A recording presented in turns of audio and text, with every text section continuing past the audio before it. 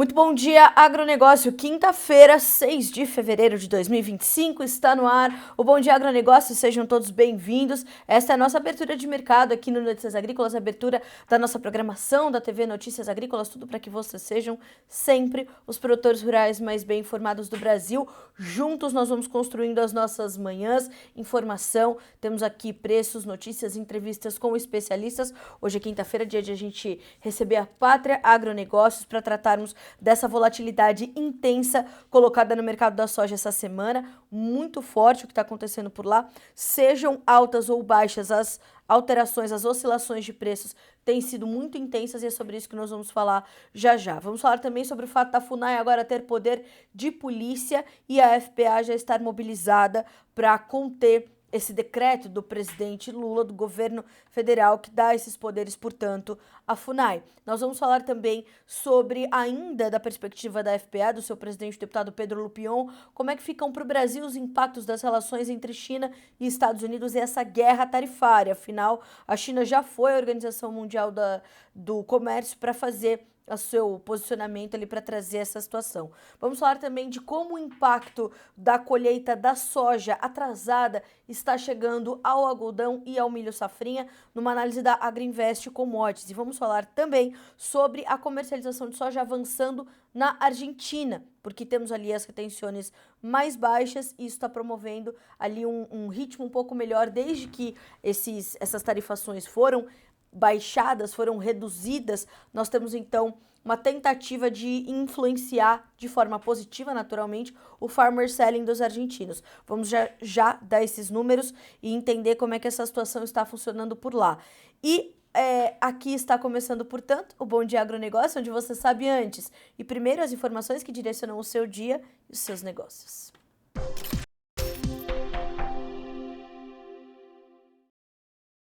O que primeiro nós vamos checar são os preços, os mercados em andamento já nas bolsas internacionais.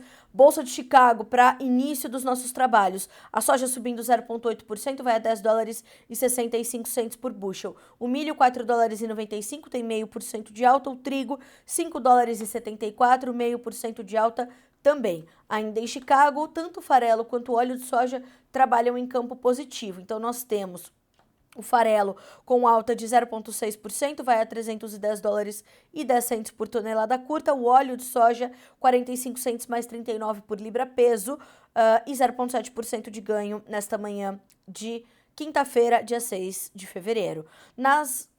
Entre as soft commodities, na Bolsa de Nova York, os ganhos são mais intensos. O café alcançou os 4 dólares por libra peso, vai a 4 dólares e 5 e tem 1,9% de alta. Ontem trouxemos essa possibilidade aqui no Bom Dia Agro, aqui numa entrevista com o Lúcio Dias, um especialista neste mercado, um experiente consultor de mercado, dizendo: o mercado vai buscar os 4 dólares. Temos agora 4 dólares e 5 mais 98 por libra peso, 1,8% de alta para o Arábica na Bolsa de Nova York. O algodão, 66 cents mais 14 por libra, uma baixa um pouco mais contida, 0,2%. Já o açúcar, este sobe de forma mais consistente, 1,4% de alta, 20 centes mais 2 por libra peso, recuperando o patamar dos 20 centavos, portanto.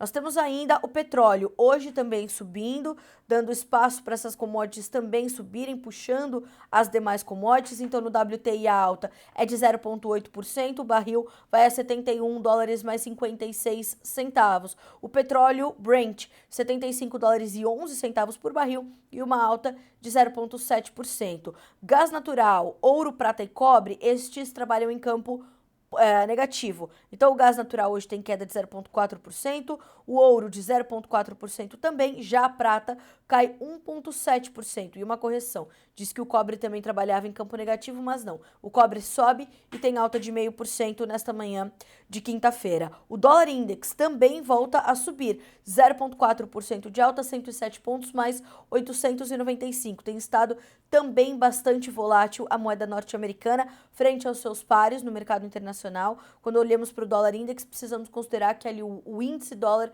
frente a uma cesta de outras importantes moedas, principalmente de países emergentes. Então, estamos ali de olho também nessa movimentação. Na Bolsa de Dalian, mercado futuro chinês, nós temos fechamento positivo para o farelo, bem positivo para o óleo, estável levemente positivo para o milho e negativo para o suíno. Na bolsa da Malásia, o óleo de palma subiu também nesta quinta-feira. Este é um levantamento da Agriinvest Commodities, mercado futuro asiático, China e Malásia, portanto. China, bolsa de Dalian. Voltaram do feriado os chineses, né? Então tivemos ali o feriado e o feriado de festividades, de cerimônias, ele deve continuar até o restinho dessa semana, né, e ainda nos próximos dias. Mas o feriado de negócios já terminou, a China está de volta para o jogo, aliás, foi comprar alguns barcos de soja na Argentina, como eu falei, estamos aí nessa movimentação. Então tudo isso está na conta, tudo isso vai garantindo mais volatilidade ao mercado da soja. Portanto, estamos de olho. E reforço, atenção ao café nesta quinta-feira, máximas históricas, 4 dólares e 5 centavos por libra-peso, é a referência da manhã desta quinta-feira. Mercado continua subindo e para alcançar esses 4 dólares sobe quase 2% só na sessão de hoje, entre os futuros mais negociados. Vamos ficar de olho. 8 horas e 6 minutos pelo horário de Brasília. Depois dos preços, vamos às manchetes. Hora das nossas notícias da manhã.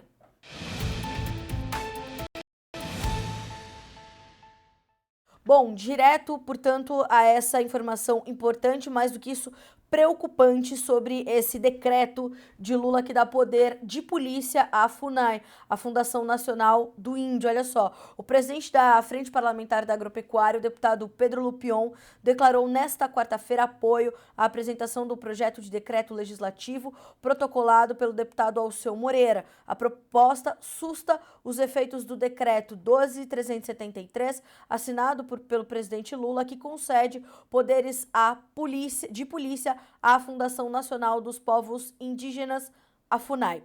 O Lupion considera a medida claramente inconstitucional e uma afronta ao direito de propriedade no Brasil. Ele diz que esse decreto usurpa a competência do Poder Legislativo. O decreto, assinado pelo presidente, prevê que a FUNAI poderá adotar medidas cautelares em casos de risco iminente contra povos indígenas, incluindo apreensão e destruição de bens, além da lacração de instalações particulares empregadas na prática de infrações. Vamos acompanhar um vídeo, uma explicação que o próprio deputado Pedro Lupion, presidente da FPA, divulgou ontem e nós vamos compartilhá-los com vocês. Acompanhe. Apresentamos pela Frente Parlamentar da Agropecuária, deputado Alceu Moreira, um PDL, Projeto de Decreto Legislativo, para assustar os efeitos do Decreto 12.373 de 2025, que atribui poderes de polícia à FUNAI.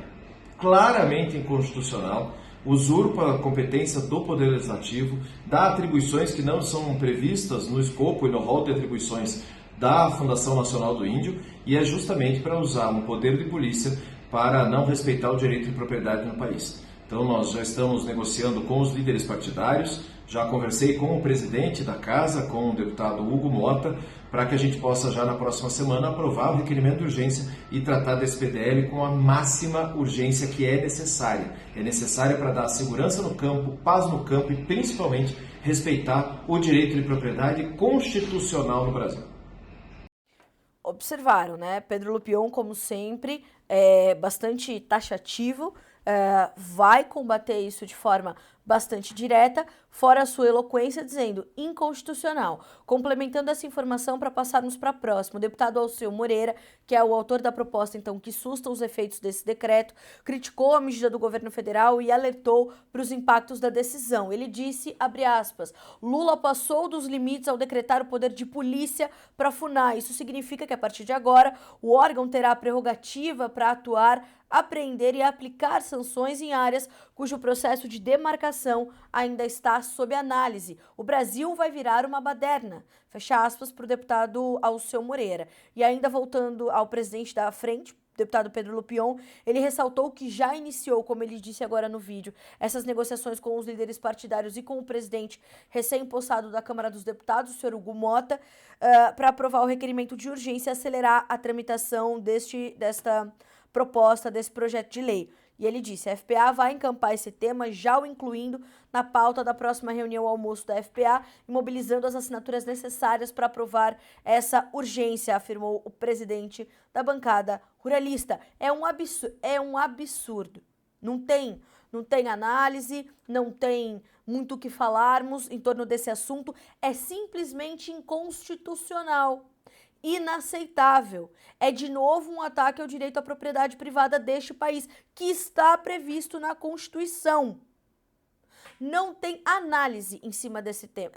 É isso o deputado Pedro Lupion, com muito mais conhecimento e experiência do que eu, já falou que é preciso ser dito. O deputado Alceu Moreira, então, nem se fala. Vamos tentar trazer o deputado Alceu Moreira aqui nos próximos dias para nos ajudar a entender da onde é que sai uma coisa dessas, da cabeça de quem, para fazer o quê? O que é o pior? Qual é o objetivo de uma ação como essa?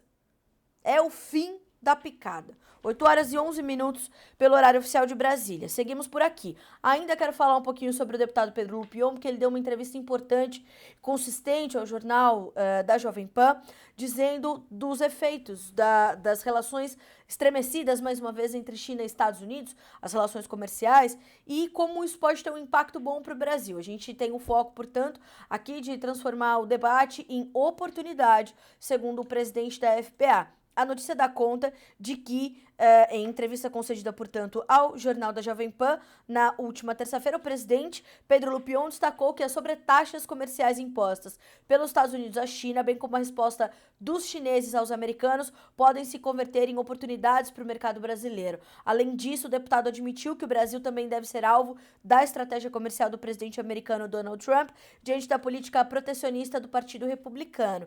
Abre aspas, mais uma vez, para Pedro Lupion. Sempre foi característica dos republicanos o protecionismo à agropecuária. Temos boa relação com a China e disputamos com os Estados Unidos essa posição de destaque comercial. As barreiras impostas pelos americanos com resposta imediata dos chineses pode ser uma oportunidade de acesso ao mercado e uma ainda melhor relação com a China.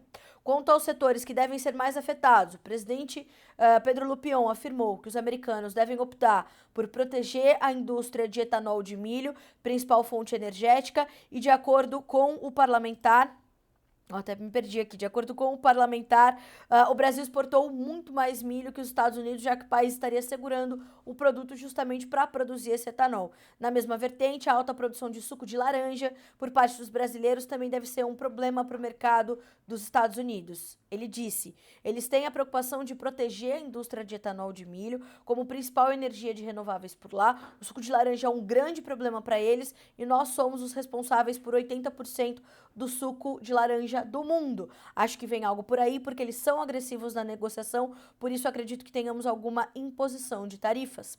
Então ele falou bastante sobre isso, lembrando que a China foi, portanto, a OMC, como eu já sinalizei na nossa abertura de mercado, e isso já também estava previsto.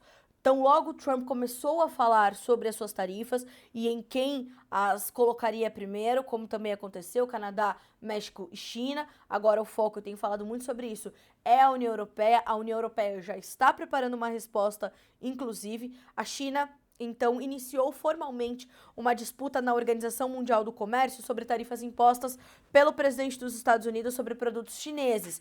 Trump ordenou no sábado essas tarifas e a China trouxe a retaliação imediatamente na terça-feira.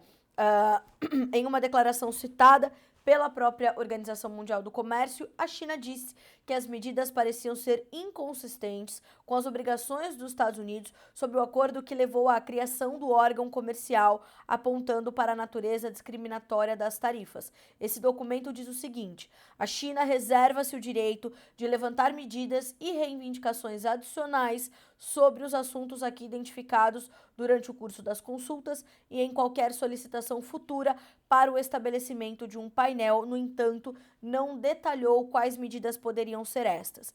Desde dezembro de 2019, o sistema de solução de controvérsias da Organização Mundial do Comércio está efetivamente paralisado após o colapso do seu órgão de apelação, que tem a palavra final sobre as disputas. A primeira administração de Trump e também de Joe Biden bloquearam a nomeação de novos juízes para o órgão de apelação da OMC, devido ao que eles viam como exagero judicial em disputas. O órgão não consegue funcionar com menos de 3 juízes. E a Nissan informou a Honda que deseja cancelar, inclusive, as negociações de fusão. Então, os veículos estão também no coração dessa disputa por enquanto, mas o que isso também quer dizer para o mercado global de soja? Inclusive, ontem foi manchete na Bloomberg, agência de notícias internacional bastante importante, que a Bunge está bastante preocupada com um encolhimento, né, um encurtamento dos seus resultados financeiros em função dessa nova fase de guerra comercial entre China e Estados Unidos, entre Donald Trump e Xi Jinping. Então, os mercados vão empilhando perguntas e as respostas não vão chegando. Então, essa inconsistência, essa incerteza e, mais do que isso, essa falta de notícias, depois que Trump tarifou, a China retalhou, vamos ao OMC e não temos mais notícias de como ficam essas relações comerciais, essa nebulosidade em torno do mercado traz uma preocupação muito grande. Parte disso, inclusive ontem, tirou quase 2% dos preços da soja negociados na Bolsa de Chicago, mas a volatilidade é tanta que hoje os preços já têm 0,5% de ganho somente nesta manhã de quinta-feira.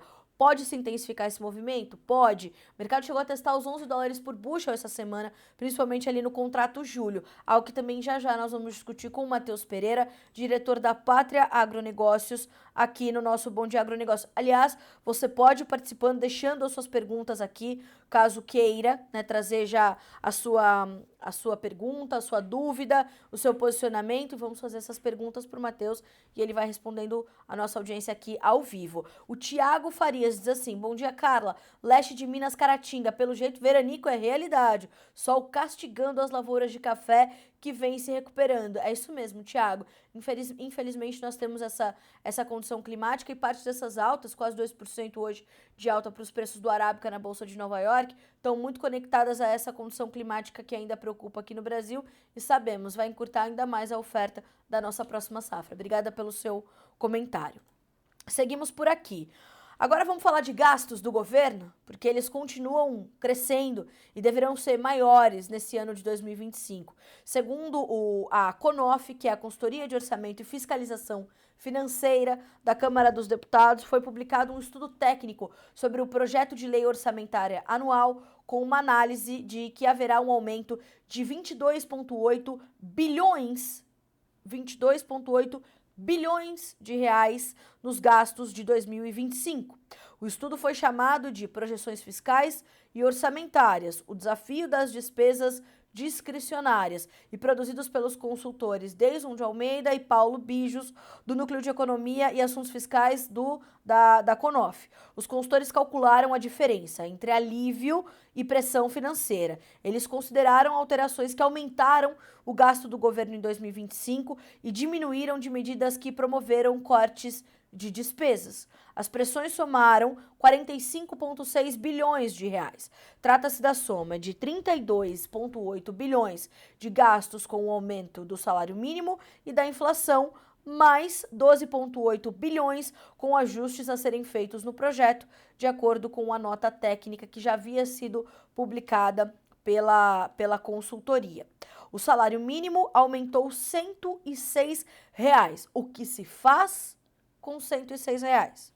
Pois bem, o piso passou de R$ 1.412 para R$ 1.518. Para o cálculo do impacto nesse plano da lei orçamentária anual, a consultoria também levou em consideração as despesas que são relacionadas ao pagamento mensal do trabalhador, entre eles os benefícios do regime geral da Previdência Social, o benefício de prestação continuada, o seguro-desemprego e o abono salarial. Ainda no grupo das despesas obrigatórias, o estudo considerou a inflação do fim de 2024 e o estudo aponta o seguinte: a inflação medida pelo IPCA encerrou o ano de 2024 em 4,83%, valor superior em 0,6 ponto percentual dos 4,2 apurados nos 12 meses acumulados até junho de 2024. Essa é a situação. Outra pressão que levará ao aumento de gastos, ainda de acordo com a CONOF, é a necessidade de duas suplementações orçamentárias. A primeira delas é a necessidade do governo aumentar a previsão de gastos com o chamado auxílio gás. O projeto orçamentário traz a despesa de 600 milhões com o programa. No entanto, em 2024, com o benefício, o governo já gastou 3,4 bilhões de reais. Será necessário um ajuste, portanto, de 2,8 bilhões. Outra suplementação orçamentária se refere ao pé de meia, uma das principais bandeiras do terceiro mandato de Luiz Inácio Lula da Silva. O TCU, Tribunal de Contas da União, suspendeu a execução de 6 bilhões de reais do programa. O motivo da suspensão foi o fato de que o gasto não estava previsto no Orçamento Geral da União. Com isso, o governo vai ter de incluir o projeto Pé de Meia no plano de lei orçamentária anual de 2025 e, para isso, a consultoria calcula que a mudança provocará um acréscimo de 10 bilhões de reais na despesa. Percebam que, enquanto nós passamos 2024 tentando entender como é que o governo ia cortar os seus gastos, nós começamos 2025 entendendo que ele vai gastar 22,8 bilhões de reais a mais. Senhoras e senhores, e aí é dizer que os alimentos são responsáveis pela inflação crescente e consistente nesse país? Não, já se passou o tempo desse discurso, não dá mais para usarmos fatores da história antiga para definir a contemporaneidade, já foi. Os cálculos é um nome difícil aqui, da Consultoria de Orçamento e Fiscalização Financeira da Câmara dos Deputados, fez as contas, já esses números estarão disponíveis na íntegra, completos, para você entender o que está acontecendo. Gastos e gastos e gastos. O maior e melhor programa social que pode haver numa nação organizada é geração de emprego. Menos Estado e mais pessoas. E mais entendimento. Não sou eu que estou falando isso, embora eu concorde com essa afirmação. Isso são os especialistas, os estudiosos.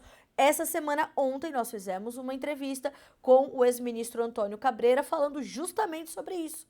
Sobre como o Brasil se diferencia de outros países que precisam importar uma quantidade absurda de alimentos porque não tem condição de produzi-los e como eles vivem numa outra organização. Menos Estado, senhoras e senhores. Precisamos de menos Estado. 8 horas e 22 minutos pelo horário de Brasília. Seguimos por aqui.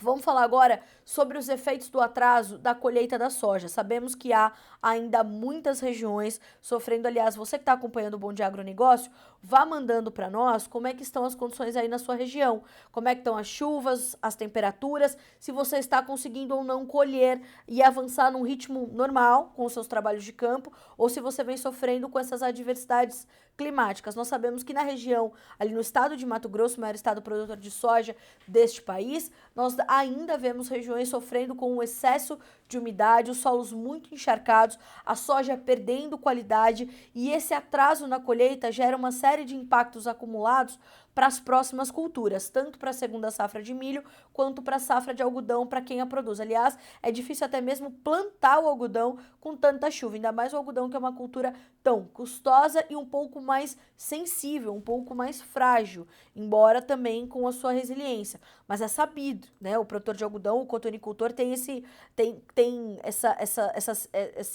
essa cena na sua mente de forma bastante clara e sabe que é um problema. Pois bem, olha só, temos aqui a informação da análise da Agriinvest Commodities que diz o seguinte: os efeitos do atraso na colheita da soja já chegam também ao algodão. Produtores de algodão no oeste e na região da 163 começam a falar em reduzir a área destinada a essa cultura. Podemos ter mais milho mesmo fora da janela. Arriscar no algodão é bem pior do que arriscar no milho. Acabei de falar sobre isso. O custo de produção do algodão gira em torno de R$17.000 por hectare. R$17.000 por hectare. No milho, estamos falando de algo como R$4.000 a R$5.000. Ainda assim, estamos falando de um custo elevado, porque tivemos um dólar ali na casa de R$6 acima, para a hora que o produtor estava fazendo a compra dos seus insumos para a segunda safra de milho. Os especialistas mais de uma vez alertaram aqui sobre as relações de troca e como elas precisavam ser aproveitadas. E agora que esse dólar baixou um pouquinho, se falta insumo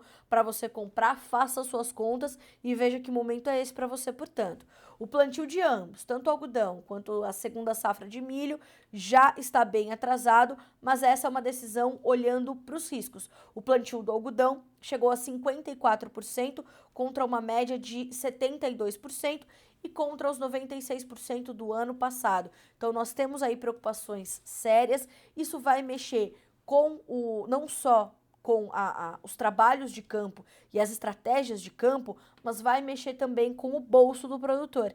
Então, plantar qualquer cultura que seja fora da janela intensifica as preocupações, traz esse alerta maior, né? Inclusive, eu separei aqui também, ainda falando de Mato Grosso, né, que é onde está preocupando mais nesse momento, o boletim do IMEA desta semana, que aponta que no estado os preços do caroço de algodão disponível continuam apresentando tendência de alta, alcançando na última semana o maior patamar de preços desde junho de 2023, com uma média de R$ 1.112,33 por tonelada. No comparativo mensal, o incremento é de 25,5%. No anual, nós temos uma valorização de 72%. Esse movimento, segundo o IMEA, está relacionado à menor disponibilidade do produto dentro do estado, de modo que até dezembro, 85,4% da produção de caroço de algodão da safra 23/24 já havia sido comercializado. Para fechar, a semeadura do algodão, portanto, na última semana, em Mato Grosso, avançou 24 pontos percentuais, alcançando até a última sexta-feira 53,4% da área estimada para este ciclo somente no estado de Mato Grosso, dados do IMEA, o Instituto Mato Grossense de Economia Agropecuária. Próxima notícia, e para finalizarmos as nossas notícias da manhã e partirmos para o nosso quadro de entrevistas, a comercialização da soja na Argentina. Primeiro, a informação também bastante importante de ontem, que dá conta de que a Sinogran comprou soja na Argentina na última madrugada. O esperado seria a compra de soja nos Estados Unidos devido aos atrasos no Brasil. Porém, os Estados Unidos estão com a sua soja muito cara. Vocês têm visto essa valorização dos preços na Bolsa de Chicago. A Sinogran comprou 4 barcos de soja para embarque já maio na Argentina. Então, nós vemos que os prêmios estavam ali adequados, estavam atrativos e a China encontrou oportunidade ali na Argentina. Lembrando que, com as retenções mais baixas, o produtor argentino fica mais competitivo no mercado internacional. Ah, muito mais do que nós, Carla? Não, porque nós não pagamos para exportar. Mas isso traz um outro cenário para o produtor da Argentina, sem dúvida nenhuma.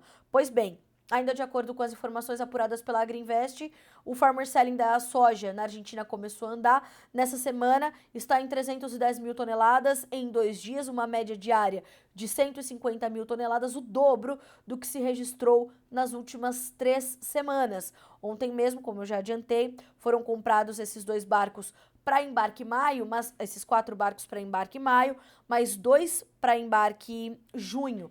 Então temos aí uma situação importante desse farmer selling andando na Argentina. Ontem já adiantei que nós temos ali o complexo, né, soja argentino estimando exportações maiores da ordem de 11% com essa diminuição das retenções, mas isso tudo precisa se efetivar. Precisa se confirmar. Essa perspectiva, essa projeção de aumento de 11% é do Conselho Agroindustrial Argentino. Então, temos que olhar também para os mercados de farelo e óleo diante dessa perspectiva, a partir dessa ótica de retenções mais baixas que, lembrando, elas valem nestes valores atuais. Então, saímos, por exemplo, da soja de 33% para 26,5%. Isso vale até 30 de junho. Depois, ou vai manter dessa forma, ou vai voltar para o valor original. 8 horas e 28 minutos pelo horário oficial de Brasília. Mercado nesse momento de soja trabalhando em campo positivo. Os ganhos variam de 8 a 9,25 pontos, depois de ontem terem terminado a sessão fechando com mais de 15 pontos de baixa. Assunto para a gente tratar nesse momento no nosso quadro de entrevistas aqui no Bom Dia Agronegócio.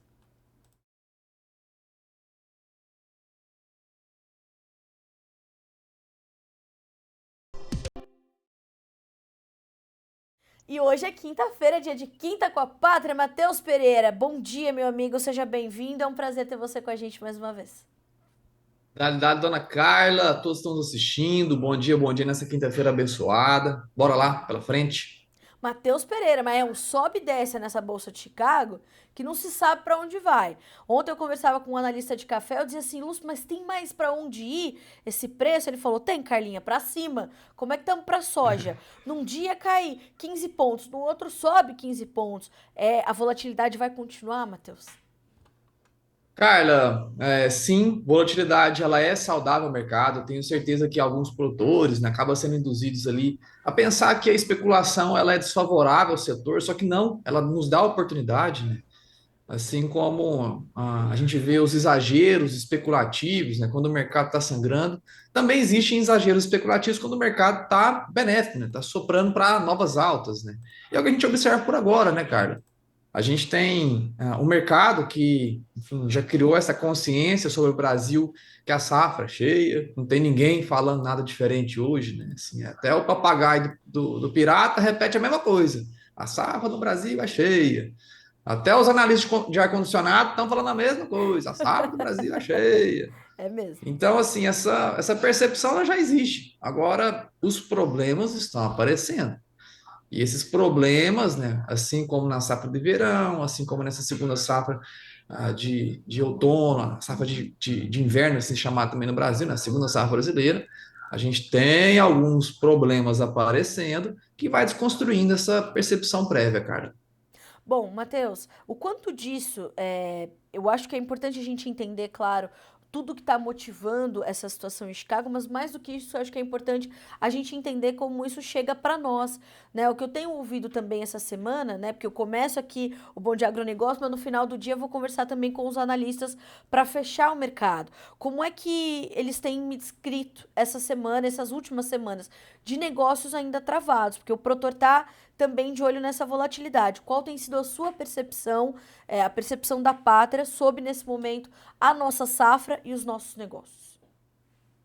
Cara, de fato, assim, as novas vendas produtoras a futuro, né, elas estão um tanto quanto frias no exato momento. E a gente tem que entender também esse período sazonal é normal, que essa época do ano a gente não tenha tanto avanço no mercado em anos como o atual, de uma colheita atrasada. Tá? É normal com que grande parte da base produtiva que já fez negócios a futuro ou estão aguardando para tirar a soja do campo e entregar e honrar os compromissos, ou são aqueles produtores que já se planejaram para colher, ter o grão disponível, estocado e carregar eventualmente um segundo semestre ou vender em boca de colheita. Certo ou errado é o planejamento de cada um. Tá? Então é normal com que nesses engasgos, cara, de aceleração de trabalho de campo, como a gente está vivendo por agora, excessos pluviométricos na região central brasileira impede o avanço natural, o avanço saudável, né, de colheita aqui na região, tanto no Mato Grosso, quanto no estado da Rondônia, quanto dentro do estado de Goiás. Já algumas partes do Mato Grosso do Sul precisariam estar tirando soja do campo, não conseguem devido a essas dificuldades pontuais. Então, nessas dificuldades, cara, a gente tem sim uma paralisação das intenções de novas vendas, o que é natural para um cenário como a gente vive por agora. Matheus, quem precisa fazer segurar essas vendas e, de fato, avançá-las com um pouco mais de cautela, vai encontrar oportunidades à frente um pouco melhores do que essas, ou te preocupa justamente essa necessidade de carregar essa soja, porque mais adiante o mercado pode sentir uma pressão um pouquinho mais agressiva, quando a colheita de repente tomar um ritmo um pouco mais acelerado, enfim, o que está no seu horizonte para esse produtor que precisa segurar essa soja, ou que tem que segurar por margens, enfim, por alguma necessidade, não pode avançar com seus novos negócios agora? Carla, eu estive até palestrando ontem à tarde para um grupo de empresários falando sobre, não sobre especificamente sobre soja, mas a saúde total, né, do setor do agronegócio no Brasil. E uma coisa que eu sempre levanto, né, e foi levantado ontem, talvez encaixa muito nessa pergunta, são essas sazonalidades de venda. Tá? O produtor, por agora, é natural, produtor de soja, de verão, que tem a soja colhida em campo. Grande parte deles, né? Não tô falando talvez aqueles que se prepararam, mas a maioria dos produtores no Brasil ainda avançam com vendas durante o processo de colheita. Mais uma vez, não estou dizendo se é certo ou errado, só estou analisando o movimento. que a gente observa sazonalmente, que é aquela tendência que sempre se repete na mesma época do ano. Então, sazonalmente, essa tendência que se repete sempre na mesma época do ano, a gente tem esse avanço da colheita no Brasil, a disponibilidade do grão à venda, a necessidade de caixa financeiro. Qual produtor no Brasil não vai ter um boleto para ser pago agora no final do mês de fevereiro, no final do mês de março, no final do mês de abril? Levante a mão aquele produtor que não tem um boleto para ser pago no fim dos próximos 3 meses. Nenhum. Então, nessa necessidade de caixa, na disponibilidade do grão, na aceleração da colheita, é sazonal. É comum, Carla, a gente observar essa pressão ao mercado da soja no Brasil, tá? Salvo exceções, como a gente teve há 2 anos, perdão, 3 anos atrás, 2022, quando o Brasil teve a pior quebra da história do nosso país, foram mais de 25 milhões de toneladas perdidas de soja, em especial pela seca que devastou grande parte do Paraná, do Rio Grande do Sul, parte do Mato Grosso do Sul, até parte tanto do Mato Grosso quanto a região centro-sul do estado de Goiás, devastou em mais de 25 milhões de toneladas durante há 3 anos atrás, e os resultados foram expostos ao mercado, mesmo que a gente aqui na Pátria fazia o trabalho de conscientização do nosso cliente, mas o mercado só criou conscientização quando viu o resultado, que não era aquilo que era esperado. E durante a colheita, lá há 3 anos atrás, o mercado subiu agressivamente. Agora, neste ano, a gente tem. Os sinais são de uma tendência mais regular, uma tendência sazonal, que apesar das quebras inegáveis no Rio Grande do Sul, sofrendo agressivamente com falta de chuvas, graças a Deus tivemos aí nas últimas 24 horas algumas regiões do Rio Grande do Sul sendo agraciadas com índices pluviométricos aí que ultrapassaram 30 milímetros acumulados, graças a Deus, deu um alívio, mas foram regiões, algumas regiões pontuais no Paraná também sofreram, também no Mato Grosso do Sul, até em algumas partes do sul do Mato Grosso, regiões que sofreram com intempéries climáticas. Mas, Carla, volto a lembrar, hoje mais da metade da área cultivada com soja, na região centro, norte e nordeste do Brasil, vem passando por uma condição de lavoura extraordinária. Tá? Já os resultados iniciais aí dos nossos clientes, processo de colheita no Mato Grosso, no oeste da Bahia, tá? Assim como aqui dentro do estado de Goiás, em algumas partes do Tocantins, colheita muito incipiente ainda, nos relatam produtividades extraordinárias. Então, é comum, Carla, agora, né, nesses períodos de compromisso financeiro, a gente ter essa pressão, tá? E é o que a gente espera por agora. Então, me preocupa. Sim. Aquele produtor que está aguardando, está com soja em mãos, vai precisar fazer vendas aí durante final de fevereiro, final de março, final de abril. Mais uma vez, levante a mão quem não tem um boleto para ser pago. Nenhum produtor consegue tolerar sem ter caixa para honrar esses compromissos pontuais. Tá? Então, durante esses períodos ali de necessidade, é um mercado, na nossa percepção, mais sangrento, cara. Porém, a gente vê sim que no segundo semestre a gente tem total capacidade de recuperação agressiva dos preços, cara. Ah, era isso que eu queria entender. A recuperação, portanto, está prevista para o segundo semestre. Isso vem pelo quê, Matheus? Pela distância dessa chegada da oferta, uma recuperação dos prêmios? O que vai motivar essa recuperação? Aqui que o produtor tem que estar atento para entender como essas oportunidades vão chegar e capturá-las, claro.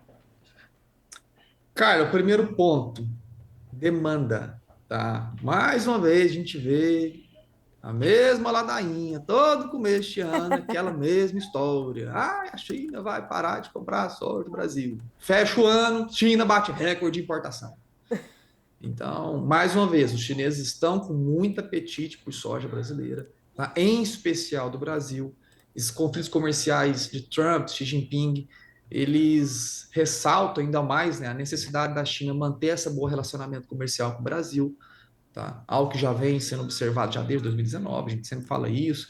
A China compra tudo que o Brasil tem de exportável, só para de comprar do Brasil quando há a escassez do grão exportável, tá? Quando limita o produto aqui disponível, assim como aconteceu no final do ano passado, já desde outubro do ano passado, o Brasil não consegue colocar a soja em direção à China, porque esgotou o nosso produto comercializado para exportação no Brasil, por quebras de safra no país, por isso que a gente viu a recuperação vertiginosa dos preços da soja no ano passado.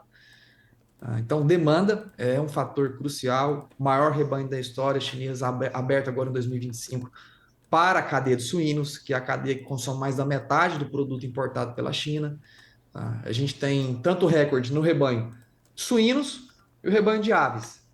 As duas cadeias, cara, que consomem mais de 80% da soja importada e esmagada dentro da China. 80% está nessas duas cadeias. Tá? E o resto ali está na distribuição do restante da cadeia de proteína animal. Tá? 100% da soja importada pela China, que vira, vai para o processo de esmagamento, ela vira ração animal. E esses dois principais rebanhos, detentores de 80% da demanda chinesa, por soja in natura, são dois rebanhos que já iniciam o ano de 2025 nos seus patamares recordes. O maior rebanho, são os dois maiores rebanhos da história chinesa. E animal vivo come. Animal vivo, não importa se a crise imobiliária na China está faltando, enfim, tá criando inadimplência nos imóveis vendidos e financiados na China. Animal vivo come. Então a China é muito provável, mais uma vez, bater um novo recorde de importação da soja brasileira em 2025, cara. Então, apesar de um salto muito grande na produção brasileira, inegável, tá? Ainda a China vão sim tentar rapar o que o Brasil tem de disponível. Tanto é que a gente já viu a China se estocando na retinha final do mês de 2000, do ano de 2024, assim quando os chineses viram que o Brasil estava limitando a disponibilidade do grão exportável, começou a fazer compras mais agressivas no território norte-americano para se estocar e aguardar a entrada de um novo ciclo aqui no país. A gente vê estoques portuários na China que estavam elevados até o início de janeiro, já começaram agora em fevereiro, já em decréscimo, por conta de estar consumindo esses estoques portuários a fim de aguardar a entrada da soja do nosso país. Então, por demanda, cara, a gente vê sim que há uma capacidade de recuperações dos prêmios, uma melhora também nos preços em Chicago. Essa presença de Trump causa esse sentimento, né, do produtor norte-americano, alguns clientes pátria, nos alertando que irá optar por culturas mais nacionalizadas, culturas mais domésticas, como é o caso do milho, como é o caso do trigo, tá? Evitando cada vez mais culturas dependentes da exportação em direção à Ásia, como é o caso da soja. Então, uma limitação de área de soja, somada a uma demanda agressiva em 2025 pela oleaginosa, ela possui sim esse palco, né, para a recuperação dos preços no longo prazo, cara. Matheus, eu queria justamente entender qual é a sua análise desse momento Estados Unidos-China e como é que você está vendo todo o desdobramento dessa história. Se a gente percorre aqui o noticiário internacional, essa postura do Donald Trump protecionista, tarifária, como nada do que nós já não conhecemos, ela continua sendo o centro da notícia, né? Agora, como é que isso efetivamente pode afetar o nosso mercado? Pode afetar o comércio global de soja e ter algum impacto para o Brasil, seja positivo ou negativo, da sua perspectiva? Carla, muito bem. Primeiro ponto, né? Não é novidade. A Exato. gente tem que sempre colocar isso em pauta, né? Que às vezes, né? Talvez o mercado mais imaturo, assim dizer, né? Os especialistas que talvez não tenham maturidade do calejo, né? De ter vivido algo semelhante no passado, acabam tentando projetar uma reação já observada.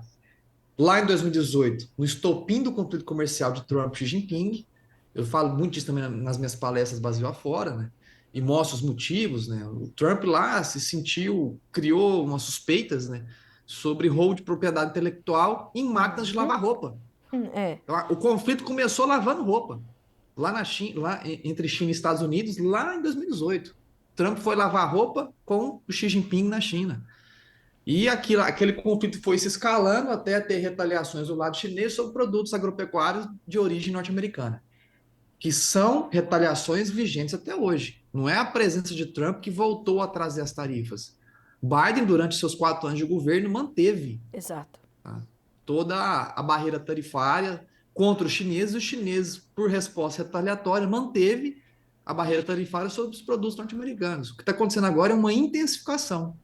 Então, o mercado ele já entende os efeitos, ele já vê que os chineses, como eu já disse, estão concentrados nas compras da soja brasileira. Tá? Eles concentram 100% da demanda ao Brasil e só param de fazer novas aquisições quando há o esgotamento do grão exportável no país. Não tem como os chineses concentrar 110%. Ele já está 100% comprometido em comprar o máximo possível do nosso Brasil. Então, é necessário, agora, cara, na nossa percepção, que o atual governo, tá, do nosso Brasil, ele mantenha esse laço comercial com os chineses em prol da saúde financeira do nosso setor da soja. Tá?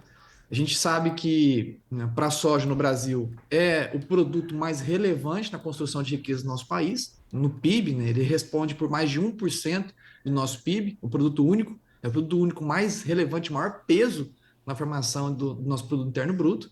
Só que para os chineses, a soja não é tão relevante quanto para o Brasil. Então, para os chineses, né, acreditamos que não deve ter tantos engasgos, tantos problemas em relação a esse laço comercial com o Brasil, pois é um produto de baixa relevância, né? Não é a mesma coisa, talvez, para o minério de ferro, onde há, sim, preocupações, tá? Não é a mesma coisa, talvez, para madeiras, commodities, né? Também não fogem só do setor de alimentos, mas outras commodities agrícolas também.